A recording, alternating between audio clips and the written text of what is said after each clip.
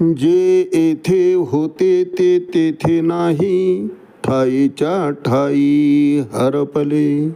घरीच्या घरी झाली ओचोरी, आपणावरी आळू आला. पंढरपुरी प्रसिद्ध जाना, पुरविल्या खुणा ज्ञानदेव. माऊली ज्ञानेश्वर महाराज की जय. एक तरी उभी अनुभवावी या ज्ञानयज्ञात आपण श्रीमद्भगवद्गीता अध्याय 8 अक्षर ब्रह्मयोग यातील श्लोक क्रमांक 19चं आजपासून आपण चिंतन करणार आहोत. या श्लोकवर माऊलींनी ज्ञानेश्वरी 8व्या अध्यायामध्ये 165 क्रमांकाच्या ओघानं केलेलं भाष्य याचं आज आपण चिंतन करणार आहोत. भूतग्रामस्य एवायं भूत्वा भूत्वा प्रलीयते, रात्र्यागमे अवशः पार्थ प्रभवते अहरागमे. अर्थात पुन्हा पुन्हा पुन्हा पुन्हा जेव्हा ब्रह्मदेवाचा दिवस होतो आणि हे सर्व जीव अस्तित्वात येतात, परंतु त्याच ब्रह्मदेवाची पुन्हा जेव्हा रात्र होते तेव्हा हे आपोआप लय पावतात, मूळ स्थितीमध्ये येतात.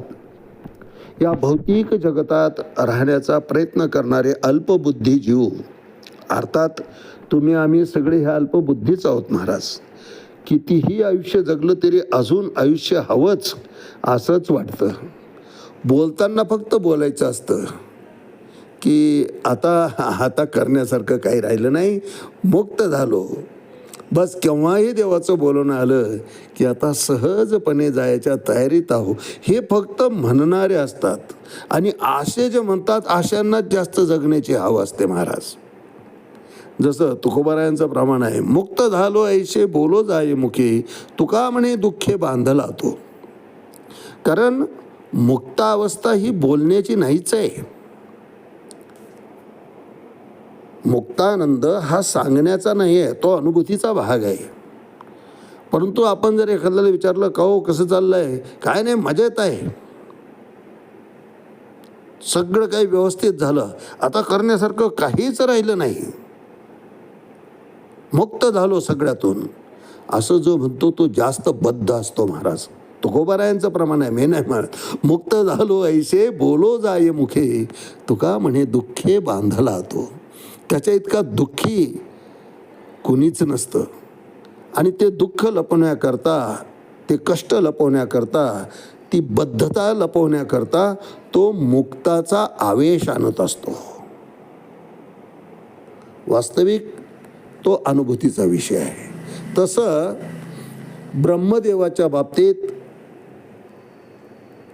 रात्र झाली की सगळे प्रलयामध्ये आपोआप मूळ स्थितीत येतात, सर्व लय पावत असते, सृष्टीच लय पावते महाराज. परंतु तरीसुद्धा आम्ही दिलेल्या आयुष्यापेक्षा जास्त जगण्याकरता प्रयत्नशील असतो. पार श्वास चालत नाही तरी ऑक्सिजनचं सिलेंडर लावतो, पण जगायकरता आम्ही धडपडत असतो महाराज. मृत्यूचं भय सर्वांना आहे. वृद्धापकाळाचं आणि मृत्यूचे 2 भय हे मानवी जीवनामध्ये सर्वांच्या ठिकाणी कार्यरत असतात. आणि जिथं हे कार्यरत नाही, खऱ्या अर्थाने तो मुक्त आहे. ज्याला याचं भानच नाही किंवा ज्याला या दोन्ही अवस्थाची चिंता नाही, तो खऱ्या अर्थानं मुक्त आहे. परीक्षा आल्यानंतर सुरुवातीपासून अभ्यास करणारा विद्यार्थी कधी का परीक्षेचं टाईम टेबल येईना, तो तयारीत असतो महाराज. तसं ज्ञानाची प्राप्ती केल्यानंतर साधक या जगताचा निरोप घ्यावा लागणार आहे या तयारीमध्ये जिवंतपणीच असतो. आणि म्हणूनच तो जिवंतपणे मुक्तानंद भोगत असतो. मोक्षाची त्याला अनुभूती येत असते. कारण आता करण्यासारखं काही नाही. कारण पहिली गोष्ट त्याचा स्वार्थ संपलेला असतो, स्वतःकरता जगणं संपलेलं असतं. मनुष्य द्वैत भाव कुठपर्यंत ठेवतो किंवा एखाद्याचा द्वेष केव्हा करतो, जेव्हा त्याला प्रगत व्हायचं असतं, स्वतःकरता काही प्राप्त करायचं असतं. आता स्वतःकरता प्राप्तीच सोडून दिली.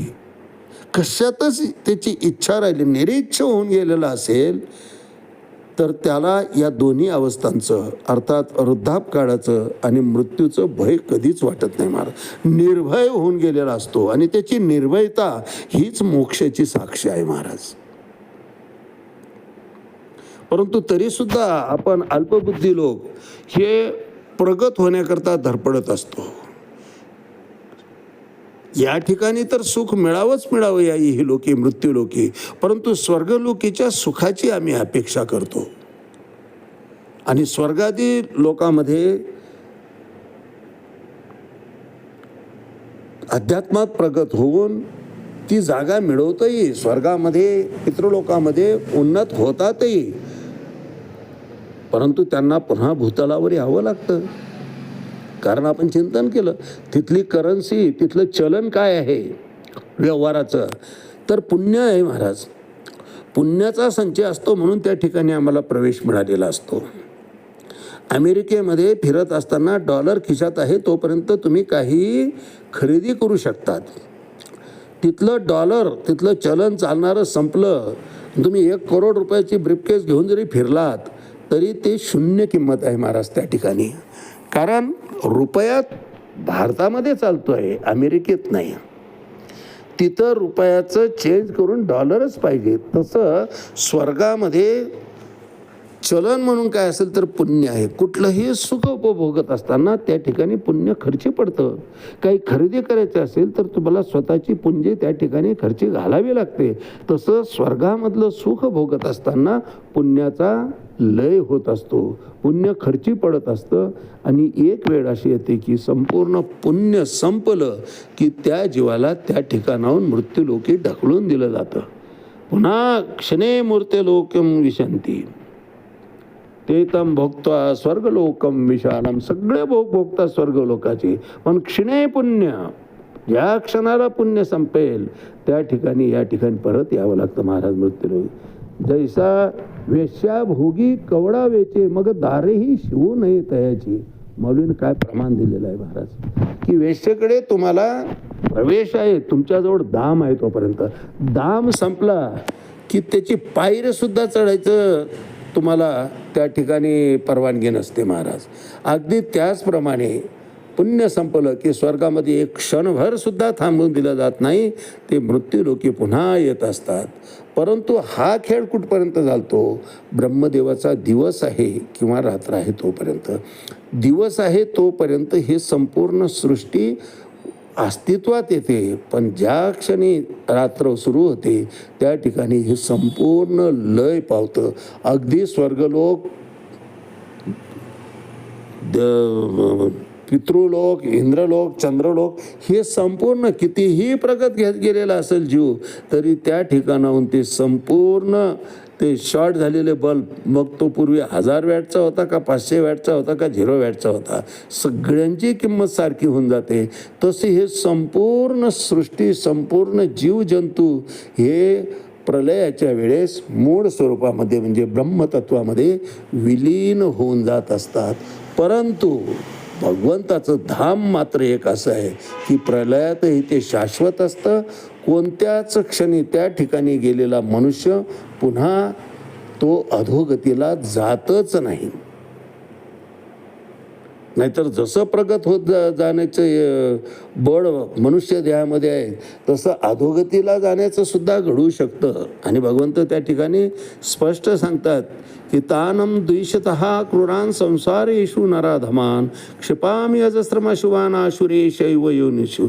अशा पातक्याला किंवा ज्याला जीवन कळालं नाही, विषयासक्त झालेला आहे, त्याला मी अधोगतीला नेण्याचं माझ्याजवळ तेही मार्ग आहेत भगवंत सांगतात. मग त्याला अगदी मी त्या नालीतल्या किड्यापर्यंत त्याला रिव्हर्ट करत जातो, त्याला अधोगतीला पाठवत जातो. तानाम द्विषतः कुरान संसार येशू नराधमान क्षिपामी अजस्रम अशुभान आशुरेश.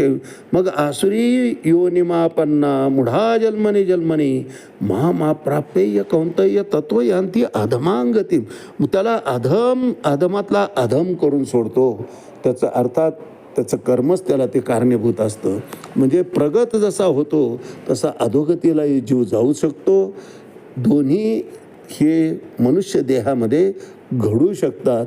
फक्त आम्ही कोणत्या मार्गानं मार्गक्रमण करावं त्यानुसार जीवात्म्याची गती होत असते.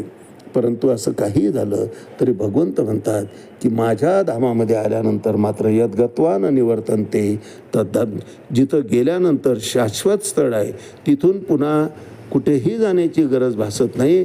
अर्जुना, ते धाम माझं आहे आणि त्या धामाची प्राप्ती करून घेणं हे मनुष्य जीवनाचं अंतिम सत्य आहे.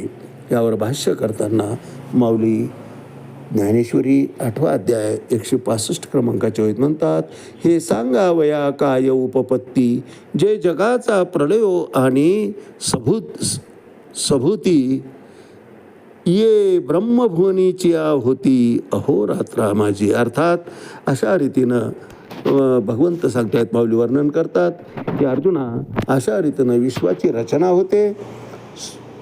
ब्रह्मदेवाचा दिवस उगवला की ब्रह्मतत्वामध्ये विलीन झालेले जीवजंतू पुन्हा या सृष्टीमध्ये उदयाला येतात. सृष्टी आकार घेते आणि या संपूर्ण विश्वाची रचना घडून येते. आणि हा सांगण्याचा काय उद्देश आहे असं जर तुला वाटत असेल तर एका दिवसामध्ये, फक्त एका दिवसामध्ये सृष्टीचा उदय आणि अस्त होत असतो. ब्रह्मदेवाच्या एकाच दिवसामध्ये आणि एका रात्रीमध्ये ती एका दिवसात उदयाला येते, आकार घेते आणि एकाच रात्रीमधून समूळ नष्ट होऊन जाते. जगाची उत्पत्ती आणि प्रलय ब्रह्मदेवाच्या फक्त एक दिवस आणि एक रात्रीमध्ये घडून येत असतं. इतकी मर्यादा, इतकं विलक्षण काळ ब्रह्मदेवाच्या दिवस आणि रात्रीमध्ये सामावलेला आहे. भगवंत सांगतात, हे सांगावया काय उपपत्ती, जे जगाचा प्रलयो आणि सभूती. सभूती म्हणजे उत्पत्ती आणि प्रलय म्हणजे नाश आणि उत्पत्ती ये ब्रह्मभुवनीच्या होती. ब्रह्माच्या एका दिवसामध्ये ना रात्रीमध्ये होती अहोरात्रा माझी. एका रात्रीतून आणि एका दिवसातूनच ही सृष्टी उदयाला येते आणि नाश पावत असते. आज याच ठिकाणी थांबूया. रामकृष्ण हरी पुंडलिक वरदा हरी विठ्ठल श्री ज्ञानदेव तुकाराम पंढरीनाथ भगवान की जय. माऊली ज्ञानेश्वर महाराज की जय. जगद्गुरु तुकाराम महाराज की जय. शांती ब्रह्म एकनाथ महाराज की जय. आदि शक्ती मुक्ताबाई की जय.